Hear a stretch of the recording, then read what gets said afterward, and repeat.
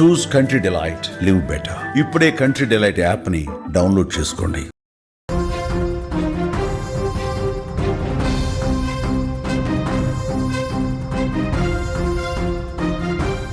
Big breaking news చూస్తున్నాం. సిగాచి పరిశ్రమ పేలుడు ఘటన హృదయ విదారకం. తెలంగాణలోని అతిపెద్ద ప్రమాద ఘటనలో ఒకటిగా నిలిచింది. అంతకంతకు మృతుల సంఖ్య పెరుగుతూనే ఉంది. ప్రమాదంలో ఇప్పటి వరకు మనకు అందిన సమాచారం 42 మంది చనిపోయారు. మరొక 35 మంది వరకు తీవ్ర గాయాలతో ఆసుపత్రిలో చికిత్స పొందుతున్నారు. 42 మందిలో కేవలం 6 మృతదేహాలు మాత్రమే గుర్తించారు. ఇక పూర్తిగా కాలిపోయిన కార్మికుల మృతదేహాలకు సంబంధించి ఇంకా సమాచారం రావాల్సి ఉంది. 15 మంది కార్మికుల ఆచూకీ ఇంకా లభించలేదు. శిథిలాల కింద ఇంకా మృతదేహాలు బయటపడుతూనే ఉన్నాయి. మృతుల సంఖ్య మరింత పెరిగే అవకాశం ఉన్నట్టుగా సమాచారం వస్తోంది. మృతుల కుటుంబాలకు కేంద్రం 2 లక్షల రూపాయల పరిహారం ప్రకటించింది. గాయపడ్డ వాళ్లకు 50,000 రూపాయలు ప్రకటించిన పరిస్థితి. ఈ ప్రమాదం మీద ముఖ్యమంత్రి రేవంత్ రెడ్డి తీవ్ర దిగ్భ్రాంతి వ్యక్తం చేశారు. ప్రమాద స్థలానికి సీఎం వస్తున్నారు. ఆసుపత్రిలో చికిత్స పొందుతున్నటువంటి కార్మికుల కుటుంబాలు కూడా పరామర్శించబోతున్నారు. ప్రమాద తీవ్రత ఎంత దారుణంగా ఉందో స్క్రీన్ మీద విజువల్స్ చూస్తుంటే మీకు అర్థమవుతోంది. పేలుడు తర్వాత అక్కడ పూర్తిగా ఆ బిల్డింగ్ కూడా ఏ విధంగా ధ్వంసం అయిపోయింది, పక్కన ఉన్న బిల్డింగ్ ఏ విధంగా బీటలు వారినటువంటి పరిస్థితుందో చాలా స్పష్టంగా విజువల్స్లో మనం చూస్తున్నాం. ప్రమాద ఘటన తర్వాత వెంటనే అక్కడ ఎన్డీఆర్ఎఫ్, హైడ్రా, అక్కడ అగ్నిమాపక సిబ్బంది చేరుకునే సహాయక కార్యక్రమాలు చేస్తున్నటువంటి పరిస్థితి ఉంది. ప్రమాదం జరిగిన తర్వాత కొన్ని గంటల వరకు కూడా మంటలు ఇంకా అక్కడ అంటుకునే ఉన్నాయంటే మంటలు ఎంతవరకు కూడా తగ్గుముఖం పట్టడం లేదంటే ఆ ప్రమాదం ఏ స్థాయిలో జరిగిందో చాలా స్పష్టంగా ఇక్కడ మనకు కనిపిస్తోంది. సంగారెడ్డి జిల్లా పాషమైలారం సిగాచి రసాయన పరిశ్రమ పేలుడు ఘటన మాటలకు అందనటువంటి విషాదాన్ని నింపుతోంది. అతిపెద్ద ప్రమాద ఘటనల్లో తెలంగాణలో ఇప్పటి వరకు జరిగినటువంటి ప్రమాదాల్లో ఇది కూడా ఒక పెద్ద ప్రమాదంగా నిలిచిపోయినటువంటి పరిస్థితి. ఒకరు కాదు, ఇద్దరు కాదు, అక్కడ ఇప్పటి వరకు చనిపోయిన వాళ్ళ సంఖ్య 42గా తెలుస్తోంది. ఇంకా శిథిలాల కింద తీస్తూ ఉన్నారు. ఇంకా కొన్ని మృతదేహాలు బయటకు వస్తూ ఉన్నాయి. ఆసుపత్రుల్లో ఇంకా చాలామంది చికిత్స పొందుతూనే ఉన్నారు. ప్రాణాలతో కొట్టుమిట్టాడుతున్నటువంటి పరిస్థితి. ఇంట్లో భార్య పిల్లలకు కంపెనీకి వెళ్ళి వస్తానని చెప్పి తిరిగి రాని లోకాలకు వెళ్ళిపోయారు. మరో 35 మంది ప్రాణాలతో ఇంకా ఆసుపత్రుల్లో పోరాడుతూ ఉన్నారంటే ఈ ప్రమాదం తాలూకు విషాదం ఏ స్థాయిలో ఉందో అర్థం చేసుకోవచ్చు. 24 మందికి సంబంధించిన డీటెయిల్స్ ఇంకా తెలియట్లేదు. ఇంకా మా కుటుంబ సభ్యులు కనిపించట్లేదు, మా కుటుంబ సభ్యుల జాడ తెలియట్లేదు, మా కుటుంబ సభ్యులు అసలు ఎక్కడ ఉన్నారో తెలియట్లేదంటూ 24 మంది కుటుంబాలకు సంబంధించిన సభ్యులు ఆసుపత్రుల దగ్గర, ఆ రసాయన పరిశ్రమ దగ్గర పడిగాపులు పడుతూ అక్కడ విషాదంతో పూర్తిగా నేల మీద కూర్చుని రోధిస్తున్నారంటే ఎంత దారుణమైనటువంటి ఒక విషాద ఘటన అనేది ఆ సన్నివేశం చూస్తే అర్థమవుతుంది. కొన్ని గంటల్లో సహాయక కార్యక్రమాలు కూడా అక్కడ జరుగుతున్నటువంటి పరిస్థితి. ఈ చర్యలు పూర్తయితే మిగిలిన కార్మికుల ఆచూకీ కూడా క్లారిటీ వచ్చే అవకాశం ఉంది. హృదయ విదారకమైనటువంటి మరొక విషయం ఏంటంటే చనిపోయిన 42 మందిలో 6 మాత్రమే ఇప్పుడు గుర్తుపట్టారు. మిగిలిన వారిని గుర్తుపట్టాలంటే DNA టెస్ట్ చేయాల్సిందే. మృతుల్లో ఎక్కువగా తమిళనాడు, యూపీ, బీహార్, జార్ఖండ్ వాసులే ఉన్నట్టుగా తెలుస్తోంది. ఈ ప్రమాదం నుంచి 57 మంది క్షేమంగా బయటపడ్డారు. ప్రమాద ఘటన బాధితుల చికిత్స పర్యవేక్షణ కోసం ప్రభుత్వం ప్రత్యేకంగా కొంతమంది అధికారులను కూడా నియమించింది. బాధితుల ఆరోగ్య పరిస్థితిని అధికారులు ఎప్పటికప్పుడు పర్యవేక్షిస్తున్నారు. వివిధ ఆసుపత్రుల్లో చికిత్స పొందుతున్న వాళ్ళ ఆరోగ్య పరిస్థితిని 3 అధికారులు ఎప్పటికప్పుడు మానిటరింగ్ చేస్తూ ఉన్నారు. ఒక కంట్రోల్ రూమ్ కూడా ఏర్పాటు చేశారు సంగారెడ్డి కలెక్టరేట్లో. ఆ కంట్రోల్ రూమ్కి బాధితులు వస్తూ ఉన్నారు. అక్కడ మా భర్తకు సంబంధించిన సమాచారం, మా తండ్రికి సంబంధించిన సమాచారం, మా బాబాయికి సంబంధించిన సమాచారం అంటూ కుటుంబ సభ్యులకు సంబంధించి వాళ్ళు ఆ కంట్రోల్ రూమ్కి ఫోన్లు చేసి ఏడుస్తూ ఉన్నారంటే పరిస్థితి ఎంత భయానకంగా ఉందో, ఎంత భీతావాహం ఈ అలజడి సృష్టించిందనేది కూడా అర్థమవుతుంది.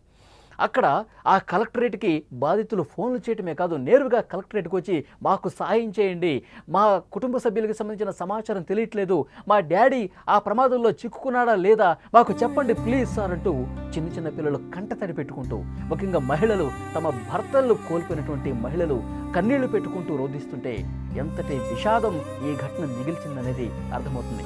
ఎప్పుడైతే ఈ ప్రమాదం జరిగిందో ఆ ప్రమాదం ఒక పెను విషాదాన్ని మిగిల్చినటువంటి పరిస్థితి. ఆ ఫ్యాక్టరీ గత కొన్ని సంవత్సరాలుగా నడుస్తోంది. సిగాచి పరిశ్రమ గుజరాత్ కేంద్రంగా నడుస్తుంది. మహారాష్ట్రలో సిగాచి పరిశ్రమలు ఉన్నాయి, అలాగే తెలంగాణలో ఉన్నాయి. పాషమైలారంలో ఉదయం షిఫ్ట్ ప్రారంభమైన తర్వాత కొద్దిసేపటికే ఈ పేలుడు సంభవించింది. ఈ పేలుడు ధాటికి 100 మీటర్ల అవతలికి కార్మికులు ఎగిరిపడ్డారంటే 700 నుంచి 800 డిగ్రీల ఉష్ణోగ్రత ఆ ప్రమాద సమయంలో కనిపించిందంటే ఎంత దారుణమైనటువంటి మంటలు వ్యాపించాయి. ఆ మంటల్లో కాలిపోయారు కార్మికులు. గుర్తుపట్టలేని విధంగా కొంతమంది కార్మికులు కనిపించారు. వాళ్ళ మృతదేహాలు పలానా కుటుంబానికి సంబంధించిన వ్యక్తి అని తెలియాలంటే ఎవరికి కూడా అంతు పట్టట్లేదు. డిఎన్ఏ టెస్ట్ చేయాల్సిందే. పూర్తిగా కాలిపోయిన మృతదేహాలు కనిపెట్టాలంటే డిఎన్ఏ పరీక్ష చేయాల్సిందే. కుటుంబ సభ్యుల నుంచి డిఎన్ఏ తీసుకుంటా ఉన్నారు, డిఎన్ఏ పరీక్షలు చేస్తూ ఉన్నారు. ఇప్పటి వరకు 42 మంది చనిపోతే అందులో నుంచి కేవలం 6 మృతదేహాలు మాత్రమే కుటుంబ సభ్యులకి అప్పగించిన పరిస్థితి ఉందంటే ఎంతటి పెను విషాదం, ఎంతటి ఘోరమైనటువంటి ప్రమాదంగా ఇది చూడాల్సినటువంటి అవసరం ఉంది. ముఖ్యంగా ఈ ప్రమాదం జరిగినప్పుడు ఈ కంపెనీకి సంబంధించిన వైస్ ప్రెసిడెంట్ ఎలెన్ గోవన్, అతను కూడా ప్రస్తుతం ఆ టైంలో ఆ పరిశ్రమలోనే ఉన్నాడు. అతను క్వాలిటీ కంట్రోల్ డిపార్ట్మెంట్ నుంచి కిందకి దిగుతున్నటువంటి సమయంలో ఒక్కసారిగా పేలుడు జరిగింది. అతను 100 మీటర్ల అవతలికి ఎగిరిపడ్డాడు, మంటల్లో కాలిపోయాడు. అతనికి సంబంధించిన కారు కూడా పూర్తిగా ధ్వంసం అయిపోయింది, కాలిపోయినటువంటి పరిస్థితి ఉంది. ఆ కారు పూర్తిగా అసలు గుర్తుపట్టలేని విధంగా ఆ కారు కాలిపోయింది. అంటే అక్కడ ప్రమాదం ఏ స్థాయిలో జరిగింది, అక్కడ మంటలు ఏ విధంగా వ్యాపించాయి, ఎంత ఉష్ణోగ్రత ఆ సమయంలో నమోదైందనేది చాలా క్లియర్గా అర్థమవుతోంది. ఈ ధాటికి ఆ శబ్దం దాదాపు 2 కిలోమీటర్ల అవతల వరకు కూడా ఆ సౌండ్ అనేది వినిపించింది. చుట్టుపక్కల ఉన్నటువంటి స్థానికులు, రోడ్ల మీద పోయేటువంటి వాళ్ళు, ఆ పరిశ్రమల చుట్టుపక్కల ఉన్న వాళ్ళ కార్మికులు అందరూ కూడా హుటాహుటిన పరిగెత్తుకుంటూ వచ్చారు. ఏం జరిగింది, ఇంత పెద్ద బ్లాస్ట్ ఎందుకు జరిగింది, అతి పెద్ద ప్రమాదం జరిగిందని అప్పటి వరకు వాళ్ళకి తెలియదు. పనిచేస్తున్న కార్మికులు పని చేస్తూనే మంటల్లో కాలిపోయారంటే ఎంత దారుణం. చాలా ఒక పెను విషాదం, మాటలకు అందనటువంటి విషాదం. ఈ సమాచారం కుటుంబ సభ్యులకు తెలిసిన వెంటనే వాళ్ళు హుటాహుటిన ఆ పరిశ్రమ దగ్గరికి వచ్చారు, రోధిస్తున్నటువంటి పరిస్థితి. ఈ పరిశ్రమలో పనిచేస్తున్న కార్మికులు, ఇందులో మా కుటుంబ సభ్యులు ఉన్నారు, వాళ్ళకి సంబంధించిన సమాచారం ఏదైనా ఉంటే ఇవ్వండి అంటూ అక్కడ ఉన్న అధికారుల్ని, రెస్క్యూ చేస్తున్నటువంటి సిబ్బందిని ప్రశ్నిస్తున్నారంటే వాళ్ళ కన్నీళ్లు పెట్టుకుంటూ ఏడుస్తూ ఉన్నారంటే ఈ ప్రమాదం తాలూకు విషాదం ఎన్ని కుటుంబాలను చిత్రం చేసిందో ఇక్కడ మనకు కనిపిస్తోంది. విజువల్స్లో మీరు చూస్తూ ఉన్నారు. అక్కడ రెస్క్యూ ఇంకా జరుగుతూనే ఉంది. ఎన్డీఆర్ఎఫ్ బృందాలు పనిచేస్తూ ఉన్నాయి. క్రేన్ల సాయంతో అక్కడ పూర్తిగా తెగిపడ్డటువంటి భవన శిథిలాలను కూడా తొలగిస్తూ ఉన్నారు. పూర్తిగా పైప్ లైన్లు, షెడ్లు అన్నీ కూడా బలమైనటువంటి పైప్ లైన్లు, బీమ్స్ కూడా నేల కొరిగిపోయినాయి. అంటే తునాతునకలు అయిపోయినాయి. అంటే ఎంత భారీ శబ్దంతో, ఎంత భారీ పేలుడు అక్కడ సంభవించిందో మనం చూస్తున్నాం. పెద్ద పెద్ద క్రేన్లతో అక్కడ శిథిలాలన్నీ కూడా తొలగిస్తూ ఉన్నారు. పూర్తిగా మంటల్లో కాలిపోయి శిథిలాల కింద కూరుకుపోయినటువంటి మృతదేహాలు కూడా కొన్ని ఉన్నాయి. వాటిని వెలికి తీస్తూ ఉన్నారు. ఇంకా 3-4 గంటల పాటు ఈ రెస్క్యూ జరుగుతుంది. శిథిలాల తొలగింపు కార్యక్రమం అనేది జరుగుతుందని అధికారులు చెప్తూ ఉన్నారు. ఎన్డీఆర్ఎఫ్ సిబ్బంది, హైడ్రా సిబ్బంది, అలాగే అక్కడ అగ్నిమాపక సిబ్బంది, వీళ్ళందరూ కూడా రెస్క్యూ చేస్తూ ఉన్నారు. ఇంకా మంటలు ఏ స్థాయిలో ఉన్నాయంటే ఆ మంటల ధాటికి అన్నీ కూడా కరిగిపోయినాయి పైపులు. అంత పెద్ద మంటలు, భయంకరమైనటువంటి మంటల్లో ఆ పరిశ్రమ, ఆ తయారీ కేంద్రం, ఆ యూనిట్, ఆ బ్లాక్ మొత్తం కూడా శిథిలమైపోయింది, కాలి బూడిదైపోయినటువంటి పరిస్థితి ఉంది. అంతటి ఉష్ణోగ్రతలో మృతదేహాలు కాలిపోయాయి. కాబట్టి ఒకవైపు ఆ రసాయనాలు, అక్కడ ఉన్నటువంటి రసాయనాలు, అక్కడ కాలిపోయినటువంటి మృతదేహాలు, వీటన్నిటినీ కూడా పూర్తిగా ముక్కుపుటాలు అదిరిపోయి కనీసం నిలబడలేనటువంటి పరిస్థితి, అంత వాసన వస్తుంది అక్కడ. అక్కడే బృందాలన్నీ కూడా పూర్తిగా తమ శాయశక్తుల ప్రయత్నం చేస్తూ క్రేన్లు తీసుకొస్తూ శిథిలాలు తొలగిస్తూ ఉన్నారు. పెద్ద పెద్ద ఇనుప గడ్డర్లు, ఇనుప సంబంధించినటువంటి ఆ రాడ్లన్నీ కూడా తొలగిస్తున్నారు. పూర్తిగా కూలిపోయినటువంటి ఆ గోడలు, శిథిలాలు అన్నీ కూడా పక్కకు జరిపి, ఇంకా లోపల ఎవరైనా కూరుకుపోయి ఉన్నారా, ఇంకా శిథిలాలు చిక్కుకుపోయి ఉన్నారా? ఎందుకంటే నిన్న ప్రమాదం జరిగిన దగ్గర నుంచి ఈ రెస్క్యూ చేస్తున్న కొద్దీ ఒక్కొక్క మృతదేహం బయటపడతా ఉంది. ఇప్పటికే 6 మృతదేహాలు శిథిలాల లోపల నుంచి వెలికి తీశారంటే ఎంత దారుణమైనటువంటి పరిస్థితిలో ఈ ప్రమాదం జరిగిందనేది కూడా కనిపిస్తోంది. విజువల్స్లో మనం చూస్తున్నాం. ఒక డ్రోన్ షాట్ మీరు చూస్తూ ఉన్నారు పైనుంచి. పూర్తిగా ఆ భవనం ఏ విధంగా కుప్పకూలిపోయిందో, మంటల్లో కాలిపోయిందో, అసలు గుర్తుపట్టలేని స్థాయిలో ఆ పరిశ్రమకు తాలూకు ఆ తయారీ కేంద్రం అనేది శిథిలమైపోయిందో, ధ్వంసం అయిపోయిందో మీరు విజువల్స్లో చూస్తున్నారు. క్రేన్ల సాయంతో పూర్తిగా అక్కడ రెస్క్యూ జరుగుతున్నటువంటి పరిస్థితి చాలా స్పష్టంగా మీరు చూస్తూ ఉన్నారు. సంగారెడ్డి కలెక్టరేట్లో ఒక కంట్రోల్ రూమ్ కూడా ఏర్పాటు చేశారు. పాషా మైలారం ప్రమాద ఘటనకు సంబంధించి మృతుల కుటుంబ సభ్యుల సమాచారం కోసం ఆ కంట్రోల్ రూమ్కి ఫోన్ చేయండి, ఏదైనా ఇబ్బంది ఉన్నా, మీకు ఏదైనా సమాచారం కావాలన్నా అధికారులు మీకు సమాచారం అందజేస్తారు అంటూ ఒక కంట్రోల్ రూమ్ కూడా ఏర్పాటు చేసిన పరిస్థితుంది. ఎన్ని మృతదేహాలు వెలికి తీశారు, అసలు ప్రమాదం జరిగిన సందర్భంలో ఎంతమంది కార్మికులు అక్కడ పనిచేస్తున్నారు, ఎంతమంది మృతదేహాలు ఇప్పటి వరకు వెలికి తీశారు. ఆసుపత్రుల్లో చికిత్స పొందుతున్న వాళ్ళు ఎవరు, వాళ్ళకి సంబంధించిన డీటెయిల్స్ ఏంటి, ఇంకా గుర్తుపట్టకుండా కాలిపోయినటువంటి మృతదేహాలకు సంబంధించి ఎన్ని DNA టెస్టులు పూర్తయ్యాయి, ఇంకా ఎన్ని చేయాల్సి ఉంది, వీటన్నింటికి సంబంధించిన సమాచారం అధికారులు ఆ కంట్రోల్ రూమ్ కూడా చేరవేస్తున్నటువంటి పరిస్థితి ఉంది. తెలంగాణలో ఇప్పటి వరకు జరిగినటువంటి అతిపెద్ద ఘోర ప్రమాదాల్లో ఇది కూడా ఒకటి నిలిచిందంటే ఎంత దారుణమైనటువంటి పరిస్థితులు అక్కడ ఉన్నాయో అర్థమవుతోంది. ఒక కెమికల్ పరిశ్రమలో ఒక రియాక్టర్ పేలుడుతో 700 నుంచి 800 డిగ్రీల ఉష్ణోగ్రతతో పెద్ద ఎత్తున మంటలు, ఒక బ్లాస్ట్ జరిగి చాలా కుటుంబాలను చిత్రం చేసింది. ఇప్పటి వరకు మనకు అందుతున్న సమాచారం 42 మంది చనిపోయారు.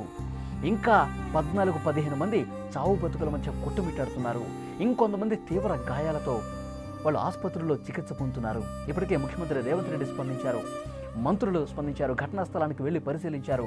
బాధితులకు మెరుగైన ఎవరైతే క్షతగాత్రులు ఉన్నారో వాళ్ళకి మెరుగైన వైద్యం అందించేందుకు హుటాహుటిన చర్యలు తీసుకుంటున్న పరిస్థితి. మరికొద్దిసేపట్లో ముఖ్యమంత్రి అక్కడికి వెళ్ళి ప్రమాద ఘటన దగ్గర జరిగినటువంటి ఆ పరిస్థితులు కూడా పూర్తిగా పరిశీలించబోతున్నారు. ఒక కమిటీని ఇప్పటికే ఫామ్ చేశారు.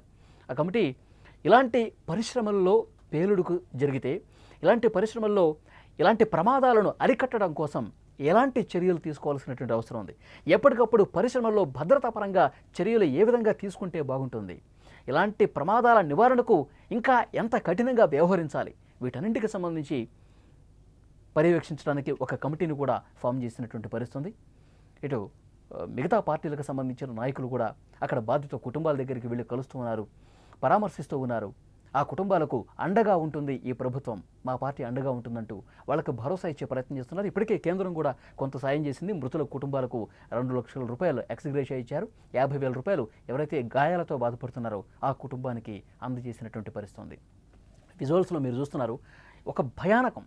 ఎందుకంటే రసాయన పరిశ్రమల్లో పేలుళ్ళు గతంలో కూడా మనం చాలా చూసాం. జీడిమెట్ల కావచ్చు, తర్వాత బాచుపల్లి కావచ్చు, పాషమైలారం ఇలాంటి ప్రాంతాల్లో పారిశ్రామిక వాడల్లో రియాక్టర్లు పేలి చనిపోయిన సందర్భాలు గతంలో కూడా జరిగినాయి. కానీ ఇది ఒక పెను విపత్తు, పెను విషాదం, ఒక భయంకరమైనటువంటి పేలుడు జరిగింది. ఒక్కసారిగా అక్కడ పూర్తిగా స్ప్రేయర్ డ్రయర్స్ వీటి సాయంతో అక్కడ ఉన్నటువంటి ముడి సరుకును తయారు చేసే సమయంలో ఆ ముడి సరుకు అక్కడ కెమికల్కి తయారు చేసేటప్పుడు స్ప్రేయర్ డ్రయర్స్ అనేటువంటి ఉంటుంది. సో దాని ద్వారానే వీళ్ళు ఈ పరిశ్రమలో ఈ పౌడర్ను తయారు చేస్తారు. ఆ స్ప్రేయర్ డ్రయర్స్ పట్ల సరైనటువంటి భద్రతా ప్రమాణాలు పాటించకపోవటం వల్ల, ఎప్పటికప్పుడు క్లీనింగ్ ప్రాసెస్ ఆ స్ప్రేయర్ డ్రయర్లో చేపట్టకపోవటం వల్ల ఈ పేలుడు జరిగిందని చెప్పి ప్రాథమికంగా సమాచారం వస్తుంది. సో ఇలాంటి భద్రతా ప్రమాణాలు తప్పకుండా పెను విపత్తులు సంభవించే రసాయన పరిశ్రమల్లో తీసుకోవాల్సినటువంటి అవసరం ఉంది. ఈ భద్రతా ప్రమాణాలు గాలికి వదిలేస్తారు, కార్మికుల ప్రాణాలను గాల్లో దీపంలా పెడతా ఉంటారు. సో ఇది జరగటానికి వీల్లేదు. డెఫినెట్గా పరిశ్రమల్లో భద్రతాపరమైన చర్యలు 100% తీసుకోవాల్సినటువంటి అవసరం ఉంది. అవి తీసుకోకపోవటం వల్లే ఇవాళ 50 మంది కుటుంబాలు పెను విషాదం, ఇంకా మృతుల సంఖ్య పెరిగే అవకాశం ఉంది. దాదాపు 55 మంది వరకు పెరిగే అవకాశం ఉందని సమాచారం వస్తోంది. ఎందుకంటే వెంటిలేటర్ మీద 10ల సంఖ్యలో ఇంకా కొన ఊపిరితో మిట్టాడుతున్నటువంటి పరిస్థితి ఉంది. ఆ ప్రమాదం తాలూకు దృశ్యాలు మీరు స్క్రీన్ మీద చూస్తూ ఉన్నారు. ప్రమాదం తర్వాత అక్కడ పూర్తిగా ఆ పరిశ్రమ ఏ విధంగా కుప్పకూలిపోయింది. ఇంకొక బిల్డింగ్ అయితే పాక్షికంగా దెబ్బతిన్నటువంటి పరిస్థితి ఉంది. 1 కిలోమీటర్ వరకు, 2 కిలోమీటర్ల వరకు దాదాపు ఆ పేలుడు సౌండ్ వచ్చిందంటే, ఆ మంటలకు సంబంధించి ఎగసిపడుతున్నటువంటి దృశ్యం కనిపించిందంటే ఎంత భయంకరమైనటువంటి ఒక భీతావహ వాతావరణం ఆ ప్రమాదం క్రియేట్ చేసిందనేది అర్థమవుతుంది. ఇంకా రెస్క్యూ జరుగుతూనే ఉంది. ఇంకో 2-3 గంటల పాటు ఈ రెస్క్యూ జరిగే అవకాశం ఉన్నట్టుగా తెలుస్తోంది. మరికొన్ని కుటుంబాలకు సంబంధించినటువంటి సమాచారం కూడా బయటకు రాబోతోంది. ఎందుకంటే శిథిలాల కింద చాలామంది ఇంకా చిక్కుకుపోయి ఉన్నారు. ఇప్పటికే 6 శిథిలాల నుంచి బయటకు తీశారు. ఇంకొంతమందిని కూడా బయటపడే అవకాశం ఉంది. ఎందుకంటే క్లైమాక్స్కు చేరుకుంది. క్రేన్ల సాయంతో ఆ శిథిలాలన్నీ తొలగిస్తూ ఉన్నారు.